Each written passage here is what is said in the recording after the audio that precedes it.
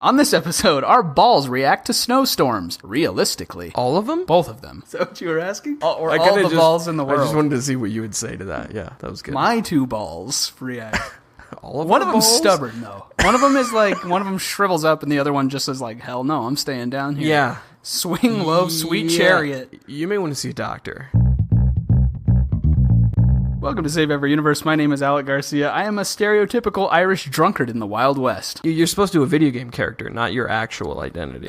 Oh, yeah. I am part Irish, actually. What? Mostly Mexican, and we do live in the Wild West. Are you really part Irish? Yeah, well, kind of. My mom was adopted, so it's like no one knows So you for can just sure. claim whatever. But she's like Irish, Danish, Welsh, Scottish, something Oh, like that. that must be nice, dude. Adopted parents, you can claim any heritage you want. Exactly, Dude. You can right. be like, oh, I'm watching the royal wedding because those are my cousins. Yeah, exactly. Obviously. Okay. Fun fact, my second cousin, it's not second, third or fourth or fifth, very far removed, somewhere down the line, I am related to the Jimmy Dean Sausage Man, as goes my family legend. Yeah, dude, you're basically heir to the throne. Yeah, which is basically being connected to royalty. All right. Sweet morning sunrise sandwiches is as good. Better. as- This is America. Yeah. For our international listeners, Yeah. sausage is a sign of royalty.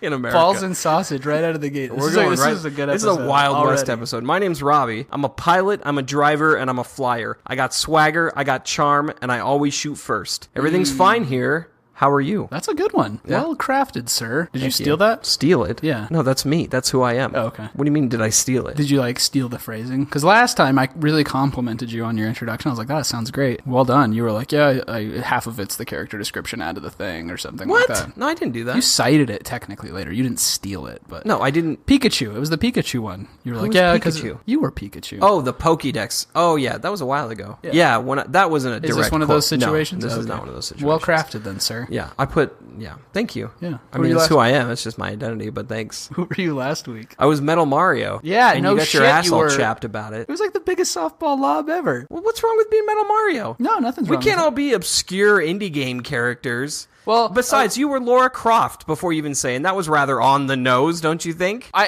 have been her twice. I did a different description when we were talking about. I can't remember what episode it was, but it was. I made a joke about how in the old one, it was all about her big tatas back in the day, and then now they've really changed her and brought her along. So I was Laura Croft specifically from Rise of the Tomb Raider. Yeah, so where do you No, get off sorry, Shadow of the Tomb Raider. getting your Anyone. pantalones in a twist over Metal Mario? Yeah, that's true. I guess I was Toad one time, and mine was Yeah. a basic bitch. You've also been explanation. you were description. PewDiePie once, so I don't. What's wrong with that? He has a mobile game. Yeah, whatever. I don't think you have any ground to stand on. Is my point. You know what? It's not it's not gonna stop me from. I don't know the. Ribbon ya. I want our casual listeners to be able to take a guess at our characters too. Okay, it So- doesn't always have to be some obscure JRPG that was never What brought I to find America. interesting, though, is that when I called you out on it, you tried to make it sound like it wasn't that obvious thing. Well, I don't know. I wasn't Could have been sure. Metal Peach was my other. I said it could have been the other one. I just said he was nearly invincible, so I wasn't sure if you would have thought maybe or Star it could Mario be or Star Power melted, or something. Though. Melted. Well, who else is going to get melted? And he's also in Mario Kart. That's why I tried to say he's a racer. Metal Peach, is she only really from Mario Kart? Yeah, Rose Gold Peach. Rose Gold Peach. Yeah. You have a jewelry background. You I should know better. that. Yeah. Some people call it pink gold. Yeah, I think it's called Rose Gold. Maybe it's pink Yeah. gold. Yeah, I mean, you'll see it called both. Oh well, now On the jeweler jewelry comes out. episode. On this episode, we're talking about jewelry. I had and to video upload games. a bunch of products to a website the other day, and it was used interchangeably as pink gold and rose gold. And it's some people have different coined terms for it that they slap trademarks on, to do strawberries and chocolate with brown diamonds. And Maybe rose we gold. should do a jewelry in video games episode. That's not a bad idea, actually. Yeah, we could Because probably there do are that. some cool talismans and necklaces and Yeah. Wasn't there a watch? I saw someone make a crack about this, and I meant to go look into it. But someone made a crack about a watch in Assassin's Creed. One of the developers accidentally put a watch on one of the characters, and it was completely out of historical context. And it was just really? this weird thing. I have a feeling it was in Assassin's Creed Unity. That was the one that was the That's when they total forgot to train fact wreck. check. Yeah. They forgot to everything check on that. It could be. It's a video game, so yeah, we could do that. I know that, and there's important stuff in the Shadow of Mordor. The ring plays an important thing. See, there you go. The Witcher games, Yeah. the Wolf Talisman is a big deal. See, here we were just bantering. Guys, on this And we're just episode, digging gold piles out of the gold. ground. That was a good pun. Oh, zing. On this episode, we're just making puns and talking about what we Welcome should to do the in the pun future. episode. The future episodes. This is the episode. We of ran future out of episodes. ideas, and so now we're just we're live We're brainstorming. live That's all this brainstorming. episode is. That's actually not a bad idea if we really ever do. Yeah, we should. If we do an episode like that and we really come up with nothing, then we'll do the beach simulator episode. Yeah. So we have that's like our last ditch effort episode. If we can't come up with anything, which obviously we have tons of great ideas, so we're a ways out. YouTubers do it. PewDiePie got away with it For those of you that were betting against us, obviously this is just us demonstrating that we have a million fantastic ideas. Jewelry episode. That's not what this episode is about, though. Not really. Anyway, today we were talking about horse balls. Robbie? No, I'm not talking about horse balls. So Red Dead Redemption 2 is actually what we're talking about today. And I'm sure many of you have seen, if you follow gaming news, that there was people kind of got in not a tizzy, but people got a little excited. Like, ooh, that's a weird way of putting it. Like every headline you read was realistic horse testicles. You asked for it, and we deliver. We hear ya. Yeah, we're delivering. Yeah. So, but the deal is that Red Dead Redemption 2's animal models or whatever, like their environment models and the biology of the animals inside the system are so intricate that even the horse testicles, like if they go into a cold area, they'll kind of shrivel up. The horses poop. They like super realistic. They thought of every little detail. And so we got talking off show about, is that too realistic? I posted that article and you were like, holy crap, games may have finally gotten too realistic. So we wanted to just basically talk about realistic versus abstract in gaming, and how can you go too realistic? What's the point of a game being realistic at all? What have you on the docket today, Robbie? Yeah, let's first talk about how I think before we get more into Red Dead Redemption 2, just more big picture, I think realism is enjoyable in games, but I think developers strive towards it because it's an easy tool for immersion, right? So if the whole point of a game is to draw you in, I mean, one of the main outreaches of the game between the developer and the player is to draw you in. Right. An easy way, and I use the easy loosely, but to do that is immersion. Right. And the more realistic something is, the more immersed you're going to be. Yeah. In theory. And so I think Red Dead Redemption is interesting, though, because I've been watching like a ton of interviews, as I'm sure most people who are interested in this game have, that there's photorealistic realism, right? The visuals of it are realistic. Like Red Dead has like the beautiful God rays coming through the clouds, and the storms look realistic. The trees sway in the breeze. Like there's that type of realistic. But then there's another dimension that people are getting really excited about with Red Dead. The systems themselves, the world itself, in how it feels and how it functions, is also realistic. Right. I think it's really important when, so I said that's better, but that comes with like a pretty big like asterisk, right? Because at some point, if a system is too realistic, it sucks. It like breaks the immersion. It sucks the fun out of it. There's a point where, as a gamer, if it goes too far, you kind of say to hell with reality. Like, where's the fun shit? Yeah, I don't play a lot of flight simulators because they're really intricate and advanced. Or Farming Simulator with the tractor. Have you seen that game? Yeah. Oh my gosh. Yeah, that to me is too much. I mean, there are enthusiasts out there who are really into flight simulators, but that's because they want that level of intricacy in their systems, right? Right. So it's a fine balance in your system of realistic and immersive, but still like not shitty and cumbersome, right? So I'm really, really excited about Red Dead Redemption 2, but I kind of wonder, is that going to be too much, or is it going to be? That's always the question, right? It's like super in depth. Like if you get muddy, people will react to you negatively, like you're some hobo out of the woods, and so you have to like go shower, or you have to go through a rain area to like wash the mud off of you. That happens to me in real life actually all the time. Yeah, we were just talking about that. Yeah, I walked into a courtroom the other day just covered in mud, and they were like, with a black eye from rolling in the streets. And like I had some blood on me from a guy shot. Is that your blood, friend? And they were like, friend, you need to take a shower or walk through a rain cloud. Like, yes, dude, Your Honor. It's too realistic. That's the point. See, and I don't need that in my video game. Okay, I just had that judge harassing me about it the other day. But the systems are that like really, like if your horse gets muddy, for example, you also have to like wash it and groom it, and it'll start to misbehave, and you have to shave because your beard will grow out really long. I mean, I guess you have to just leave it long, but you have to, if you want a certain look for your character, you have to actively maintain it. See, some of that starts sounding like dangerously close to being just a cumbersome, a little too shitty. much. Like, so I remember I was playing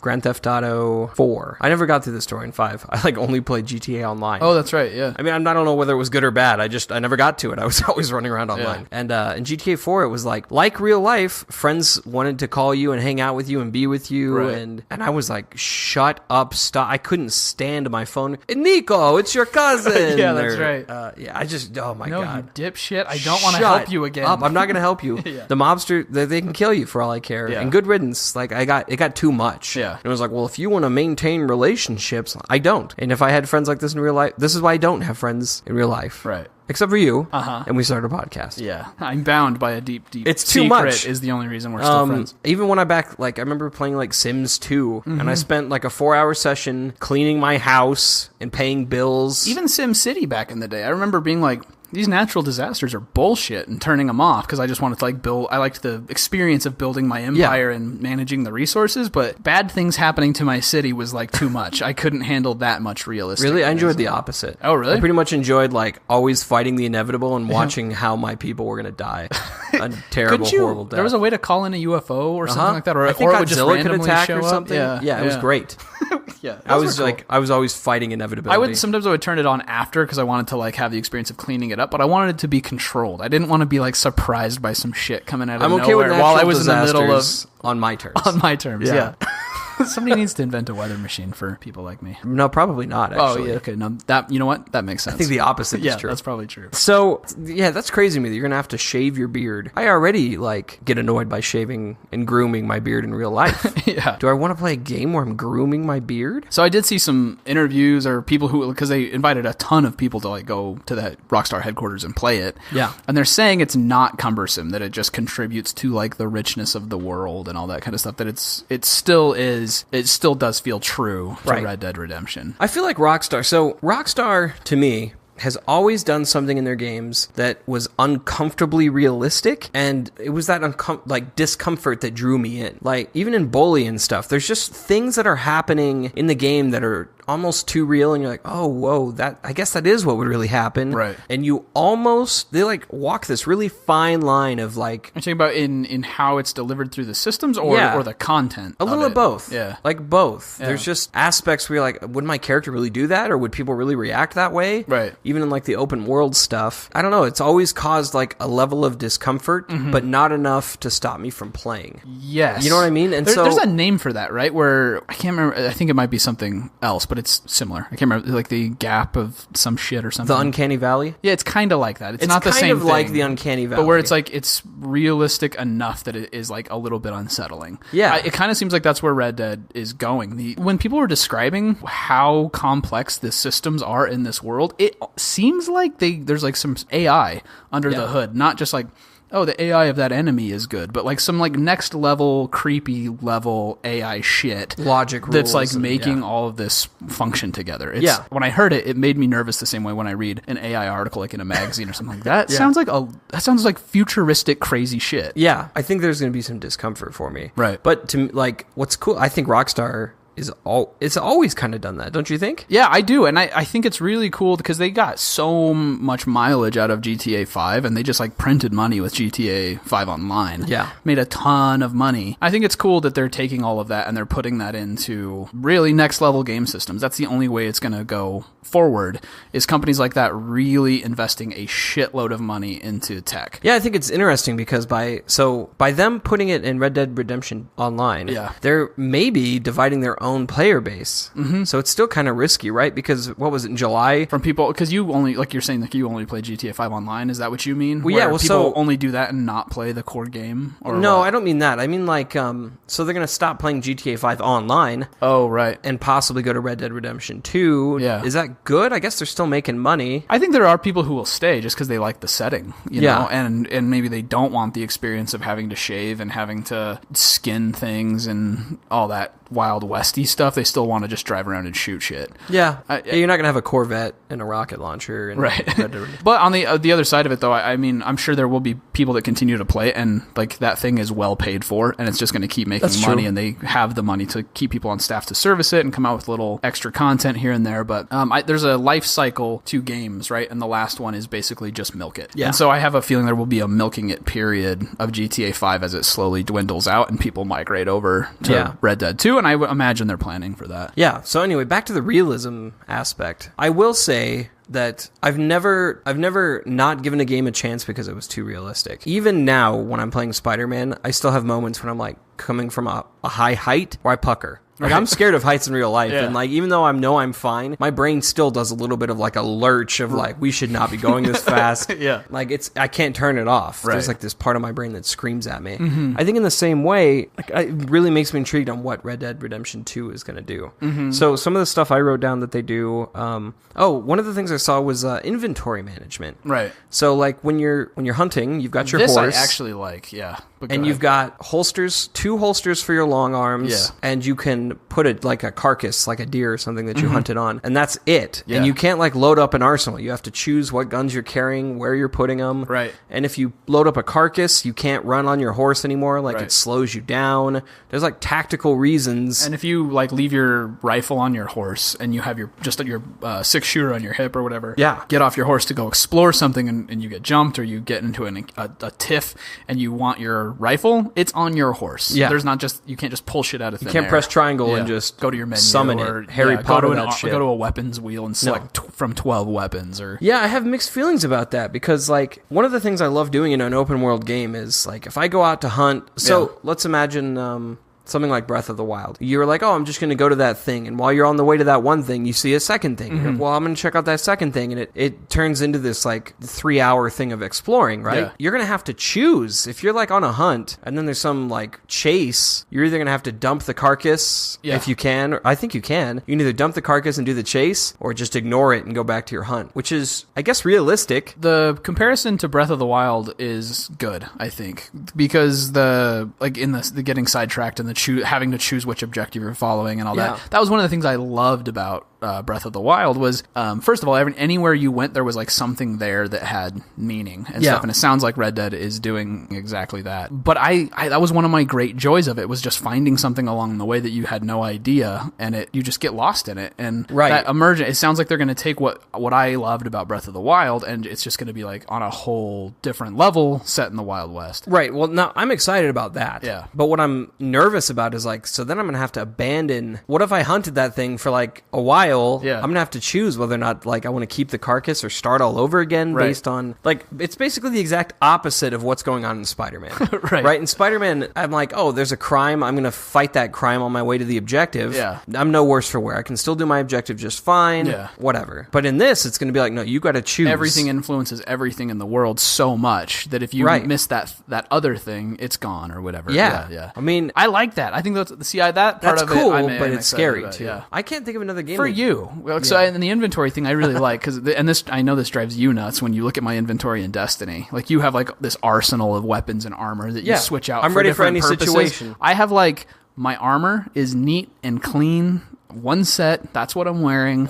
And then I have maybe 2 primaries that I'll alternate between. And then I have like maybe 2 heavies for different purposes. And that's it. I almost never carry something else in my secondary slot. Minimalist, if you needed something, you probably should have thought about that shit and equipped it before you left the tower. Look, so that aspect of it in Red Dead, and it's like, oh, that totally already fits my playstyle anyway. I'm actually not that worried about that. I kind of like, it pushes me. I kind of enjoy forcing myself. Like, one of the things I like about a new expansion coming out in Destiny, let's say, is that I don't have all my tools, and then it kind of pushes me, like, am I still a good player without my, whatever, God roll rocket launcher? Because you're leveling or whatever. And it's always satisfying to kick a bunch of ass and a bunch of shitty gear, because you know, like, I'm a good player. I don't mind that I'm going to be forced to be limited, even though if you looked at my characters in all my games, you would not believe me. But I swear, I'm actually okay with being pushed like that.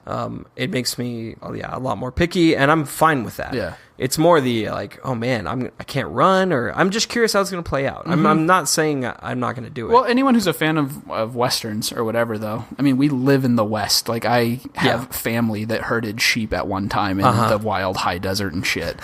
And it's cool. Like, I like the idea of immersing in that world in a very realistic way, where you're out in the woods, and if like the old, like, if your horse steps in a hole and breaks its leg, you have to shoot it in the face and then make your way back to town.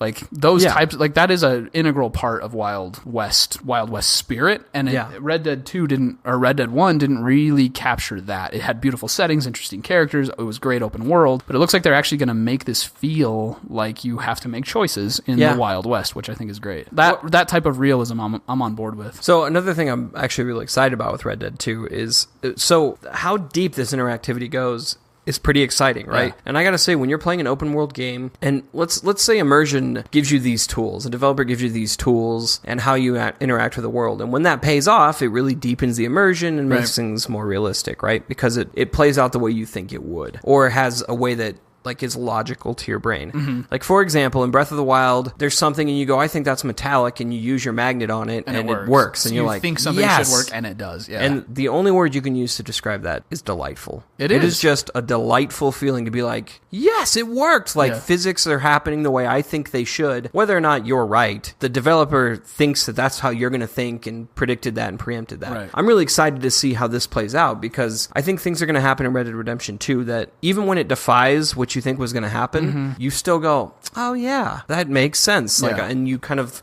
learn that lesson and carry it forward throughout the game. Right. Don't you think? Yeah, no, I definitely do. And I think one of the exciting things too is that delight of this should work, and it does. One of the cool things is they're bringing that to social interactions within the game with the townspeople. And I heard a guy talking about like a random encounter he had with some dude. He like saw some guy hiding in the bushes with a gun, and you could shoot him, or you could call out to him and be like, hey, what are you doing? And he's like, oh, I'm just hunting. Like, go about your business. Leave me alone. He bags a coyote. You see him like stuffing the coyote in his bag and then riding back into town. Yeah. Then you get back to town, and the cook from the camp, he's like about to make a big old pot of stew. And he's like, if you see any meat, bring it my way. So this guy was saying that you really could have, in that interaction, if you chose to shoot him after he bagged his coyote, you could have stolen his meat, ridden into town, given the guy the meat, and then been the hero of the camp, and no one would have known what you had done out there. But it seems like they're going to go with that's crazy. That type of experience you're talking about, where this should work or this should lead to something. Yeah, they're going to do that on just many, many, many times more than Breath of the Wild even did, and in many more directions, social interactions and gunfights and survival and all, et cetera, et cetera. I think it's going to be good. I think that part of it's going to be delightful. I'm probably more excited about that and the setting than anything else. Yeah, but I'm with you.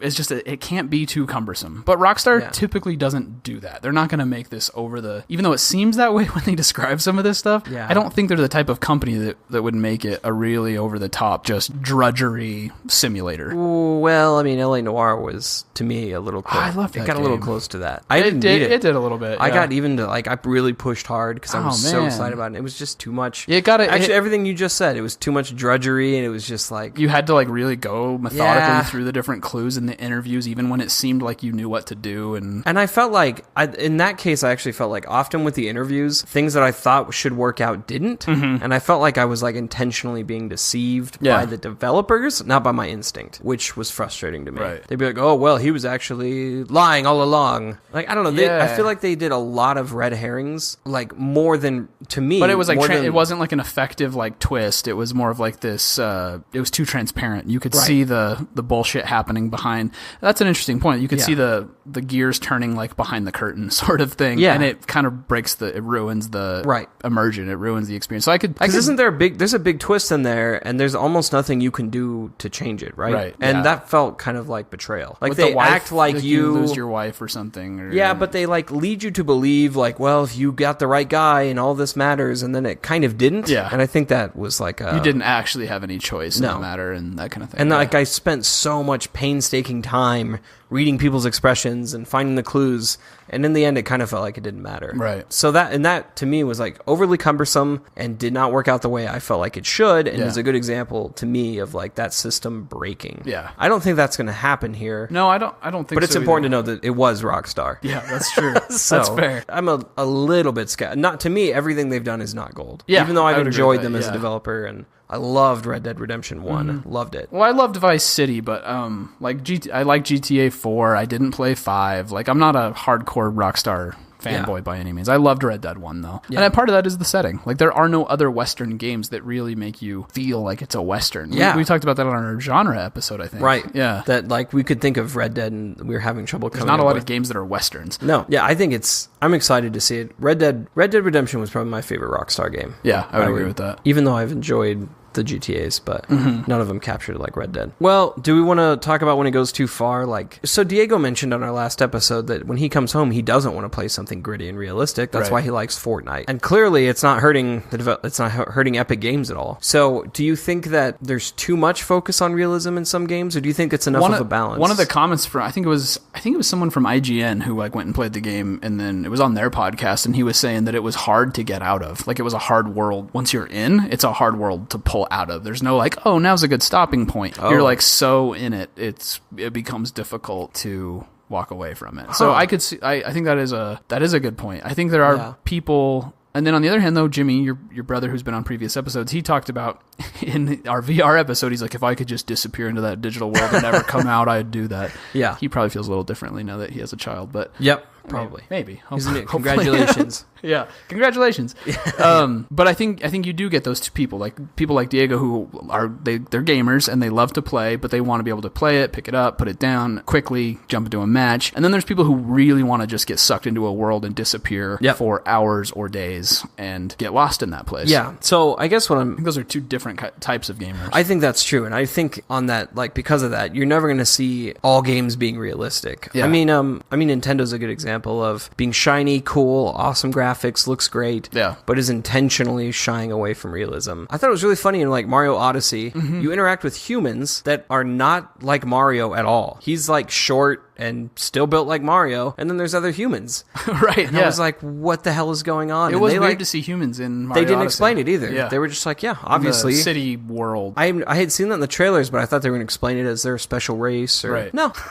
Yeah, they're just there. Who's the weird one? I don't know. Doing jazz and stuff. Yeah, they're just like, no, obviously this is our city, we're humans. And I think there is something to that with, so like in Realism and Abstract, there's this great book called Understanding Comics. Yeah. And he talks about the spectrum, that when you get closer to like a photo-like realisticness, that you see the other. And then when you get further away from that, the more cartoony you get, you see something that could represent anything or anybody.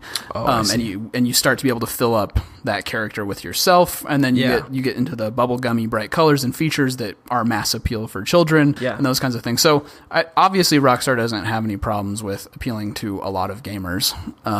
But it's definitely going to be different audiences. It doesn't seem like Diego, for example, is going to be the target audience for a game like that. Yeah, or children, or anybody who's looking for or like my wife, she's not going to play a game like that. And that's fine. I think there's nothing wrong with that. So on that note, one of the things, I think when you get that photorealistic, like The Last of Us or something like that, where it's so photorealistic, or Uncharted, and you see the other, right? Yeah. You get sucked into that story, but you're getting sucked into that person's story. Yeah. So one of the comments I heard, though, with Red Dead was that they give you so much influence and so much choice, and the intricate systems make everything you do matter so much that there was this neat feeling of two people played the exact same demo, but at the end of it, they each felt like that was their John Marston, and it wasn't just like, oh, what a great story, remember that part. John Marston? That's the guy from the first one. Oh, that's right. What the hell is his name? Dutch is the gang leader. Arthur Morgan. Yeah. John Marston's the guy from the first one, who's apparently in this as well. But yeah, so Arthur Morgan. Each person that got played it was like they felt like it was their Arthur Morgan because they got to make different choices and impact the world differently. There's a morality system that is not this black and white binary with like a bar thing. You just get to make choices in the moment, whether it's ethical or unethical or whatever. Gotcha. So I think this is an interesting case where it is so photorealistic that it is, you're playing some guy's story, but at the same time it gives you so much choice and agency and impact in the world that it's still going to feel like you did that. That's cool. Yeah, that is cool. I would say like Commander Shepard in the Mass Effect games. Right. Where like everyone feels like their Shepard is different. Yeah. And different genders even. I know that's not true in this, right? Arthur Morgan's he's the protagonist, yeah. But it was more like obvious in your face about it. Yeah. So this is pretty exciting. I'm looking forward to it. Yeah, same here. Thank you for listening to Save Every Universe. If you enjoyed this episode, please share it with a friend. If you would like to support us financially, you can do so at Save Every Universe, Podbean, Patreon.com/SaveEveryUniverse. Even $1 a month helps us out quite a bit. And for all of our patrons, we have started the Champions of the Universe initiative. Once you become a patron, you will get an invite from one of us to join our Discord channel, where you can talk to us, influence the next episodes, and have a dialogue with us all the time. If you'd like to email us, you can do so at saveeveryuniverse@gmail.com.